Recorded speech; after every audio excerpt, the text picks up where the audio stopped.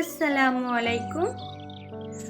তো আজ খুব ইচ্ছা করছিল একটু খিচুড়ি খাই, মানে খিচুড়ি খিচুড়ি মন করছিল আজকে।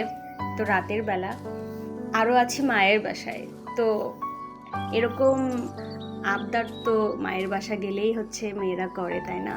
তো আমারও মাকে বলার সঙ্গে সঙ্গে মাও ঝটপট আমাকে খিচুড়ি রান্না করে দিল, আর আমি সুন্দর করে প্লেটে সাজিয়ে সেটা খাওয়া শুরু করে দিলাম। এদিকে আবার আমি আছি ডাইটে, পড়েছিলাম মহাবিপদে।